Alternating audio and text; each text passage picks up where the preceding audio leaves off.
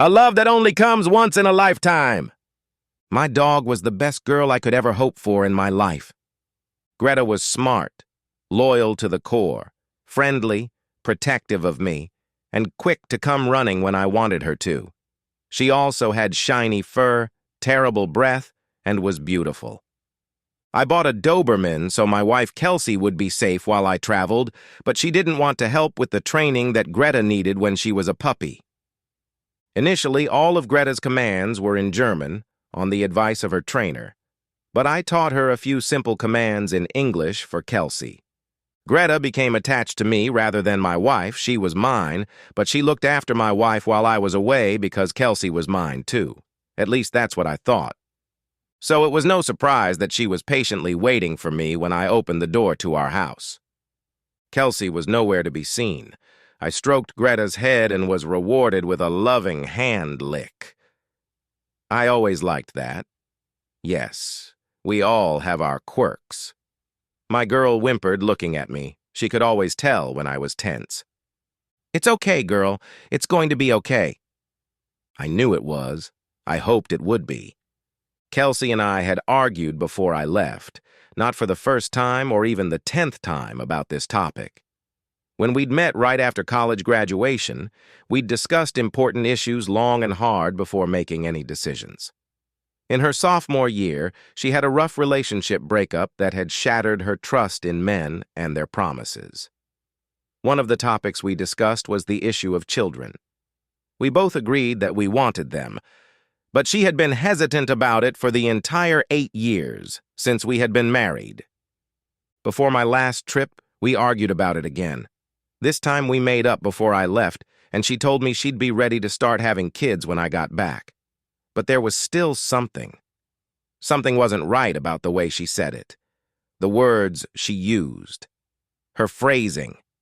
I couldn't figure out what it was, but they made me uneasy. Her submissiveness had nothing to do with my wife's normal behavior. I heard Kelsey yell from the living room, "We're here, Aaron!" We? There was someone else in the house. I understood now why Greta was freaking out. I understood why I was worried, too. A house feels different when there's an uninvited guest in it. "Come on, girl." I patted Greta on the withers. We rounded the corner from the hallway into the living room and found Kelsey sitting on the couch next to a man who seemed oddly familiar, but there was no way I could remember him. They were sitting on the couch, and they were sitting too close together. They stood up when I walked in, and he held out his hand to me. "Julian St. Croix. Kelsey had told me so much about you, Aaron." Now I realized who it was. Kelsey's ex-jerk, the same one who'd broken her heart. I took his hand and felt his firm grip on it. Then he tried to make it crushing, trying to assert his dominance. I hadn't liked him when I first saw him, and now I despised him. He was a tall man, almost half a head taller than me.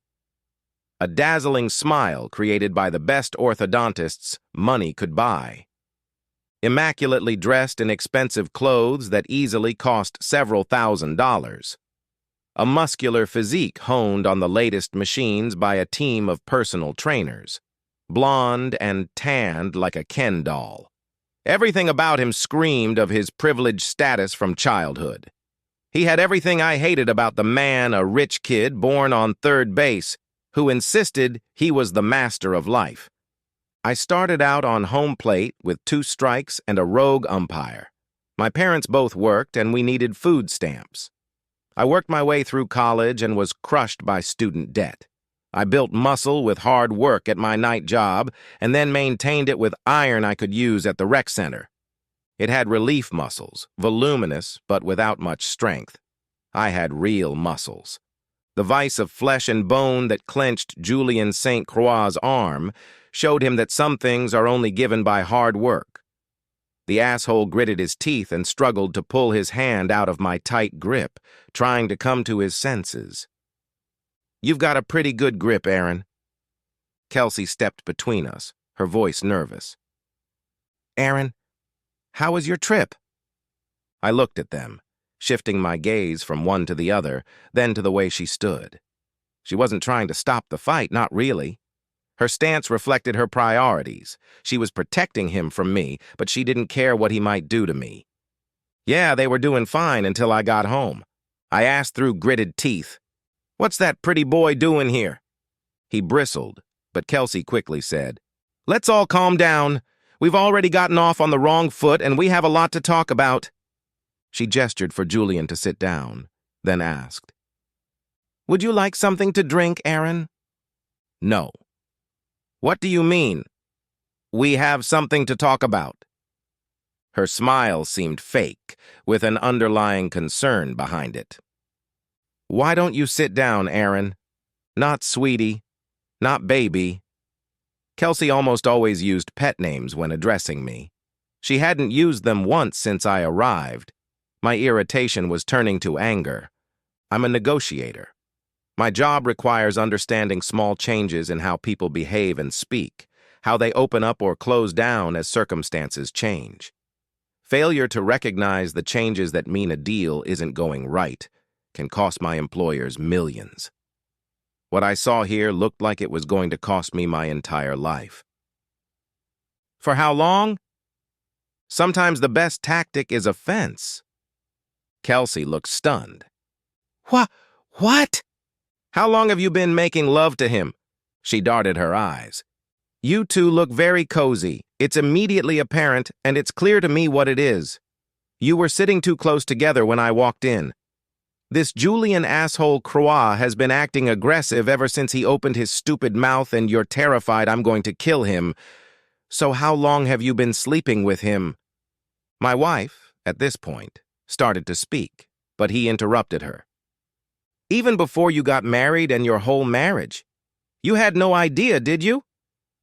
I kept an impassive expression on my face, slumping in my chair like a man hiding a stomach wound from the asshole who shot him. I looked at Kelsey and asked, "Why?" Julian started to say something, but I silenced him with a glare. Kelsey sat down next to him. "Of course I did. We loved each other, Aaron. We love each other. But Julian, well, he graduated from college 2 years ahead of me and went off to find happiness. He wanted me to find someone to take care of me until he came back for me. You were a good man. I knew you'd protect me and I could make you happy. So this whole thing about him being a bad ex, it was just... What? A way to make me want to protect you? Me? Who? A white knight for you?" She looked away. I was pissed at him. It wasn't just pretending, and I did. We disagreed on what our marriage should look like. That was one of the reasons he left. He needed to free himself from my expectations to be who he needed to be. But it was always done with the expectation that one day he would return. I turned to him. "So? How many times did Daddy have to bail you out before you found your fortune?" He opened his mouth and I said, "Shut up. I don't really care. I just want you to know that at least one person in this room sees right through you." Turning back to Kelsey, I said, "So what? I was your backup plan in case he didn't come back? Just warming your seat? Why did you marry me?" "Yeah, I care about you, Aaron. I love you. You've been so good to me. So loving. I know it's hard, and I'm sorry. But what Julian and I have in common is true love. The kind of love that only comes once in a lifetime. And he needed to make sure I was safe and..." I laughed. "But not enough to actually take care of you himself. How did you think it was going to go, Kel? Did you really think I was just going to say, 'Oh, go hang out with your asshole and everything will be fine'?" Kelsey lowered her gaze to her hands clasped in her lap. "I know it's not fair to you, and I'm sorry about that. I was really hoping that you might be wishing us the best. Yeah, I'm not gonna stay with you. There's nothing you can do to make that happen. So could you please let me go without a fight? This is hard enough for me as it is." My voice oozed contempt. The mask of the professional negotiator had fallen off. "You self-centered cheater, is this hard enough for you? You've been making love to your college boyfriend the whole time we've been married, the whole time it's been a sham marriage, And now how am I supposed to feel? We had talked about having kids before I left, and I stopped talking, shifting my gaze from one to the other. You assholes! They squirmed awkwardly. That's why this is happening now! What happened? Did you go to him and tell him I insisted on kids and it was time for him to get off the pot? She nodded. When he spoke, I wanted to cut the smug expression off his face with a butcher knife. I have you to thank for that, Aaron. I might have let it slip away from me if you hadn't been so insistent. But now, he took her hand in his and kissed it theatrically. She'll have a happy life with the man she's always been in love with. Your desperate need for children has really opened my eyes to how unbearable the thought of you raising them is to me. He grinned, with the cruel laugh of a rich asshole who was used to getting his way and shoving it in people's faces. Do you understand? I stood with rage in my heart, ready to kill him. Greta shifted from sitting at my feet to standing, her body tensed like a steel trap, sympathizing with my anger. I looked at Kelsey. You didn't decide whether I should have kids or leave to be with him, did you? You were deciding who should raise his kids. He jumped to his feet, ready to fight, a smirk on his face. Yes, and I decided I didn't want my kids raised by some beta male. Thank you for taking care of Kelsey. As meager as your efforts have been, I can take over now. Roughly lifting Kelsey to her feet, the asshole mumbled, We're going to leave right now. You can keep... He waved his hand sarcastically toward our house, the one I'd been saving and saving for, the one I'd bought so we could raise our children in it. All of it. She doesn't need any of this or any of your other possessions. This is our gift to you. You can keep everything but her. You'll get your papers on Monday at work. I wanted to kill him. I wanted to kill her.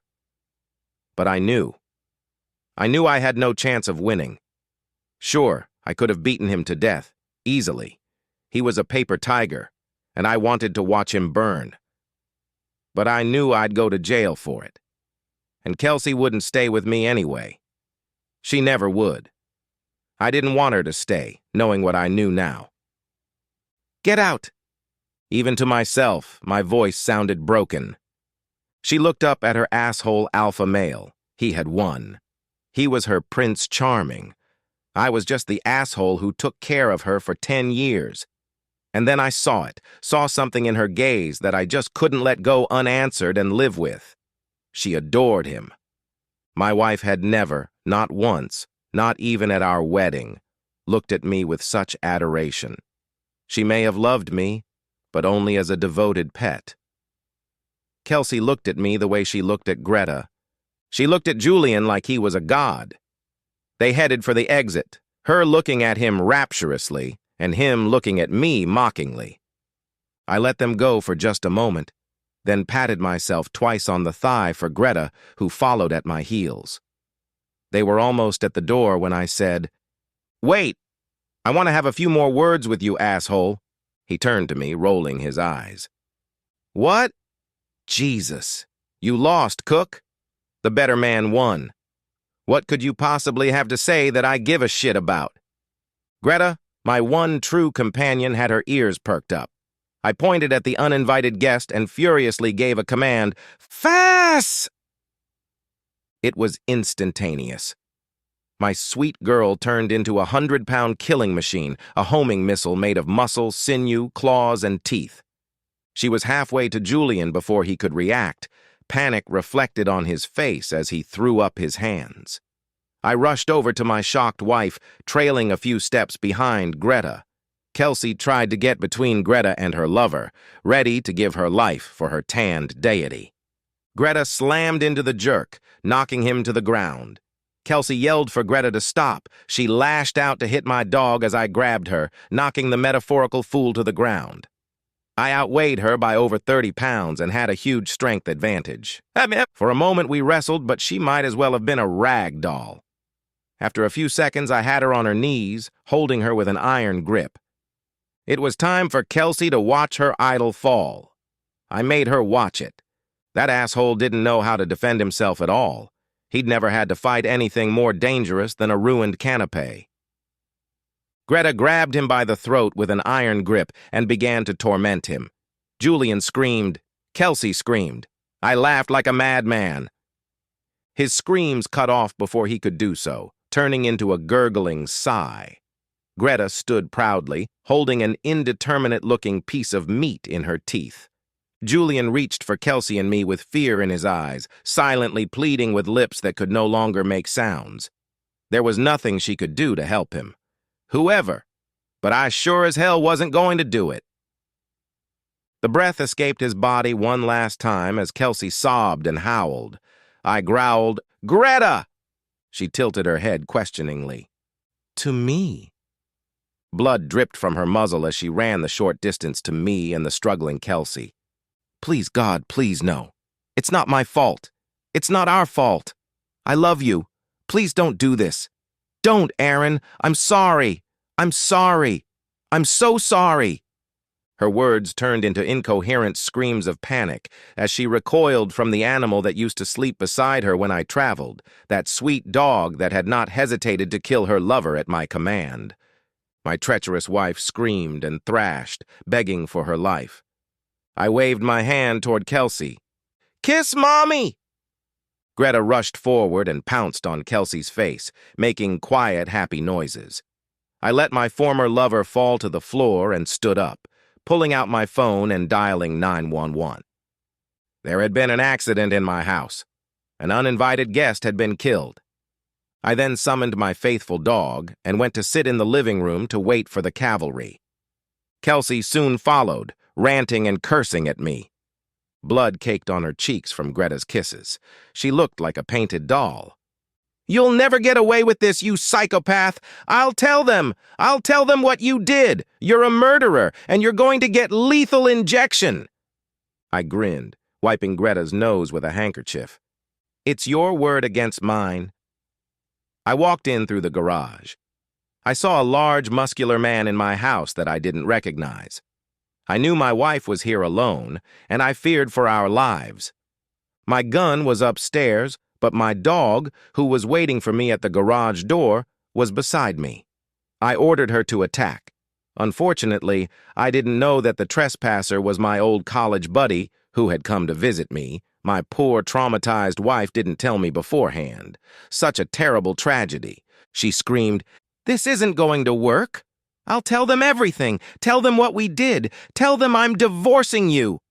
I smiled serenely at her. Oh, no, I didn't know that until the last minute, officer. She was going to serve me papers? Oh, what a shock. Of course, the loss of life is always tragic, but you can hardly expect me to mourn someone so horrible, can you? I laughed out loud at her budding realization that, at best, she was making a media circus that wouldn't end in a conviction for me anyway. I could hear a dark, cruel glee in my voice that I didn't recognize and didn't like. But you will mourn him, won't you, Kel? For the rest of your life, every time you close your eyes, you'll see the love of your life begging you to save him, choking on his own blood as the light went out in his eyes. If only you had bothered to learn the stop command in German, maybe he'd still be alive. If only you and he hadn't decided to treat the other person like a pet, like a resource to be used, maybe you'd still have him. She sobbed. You're a monster. Oh, Kelsey, I am what you made me to be. You and him, both of you. If I'm a monster, what does that make you? I stood up and stroked Greta's head. Come on, sweetie. Who wants a treat? The best girl in the world happily trudged behind me, while my soon-to-be ex-wife fell to her knees, wailing, struggling with the realization that she would never hear her beloved master's voice again. The end! Subscribe to my channel. Thank you.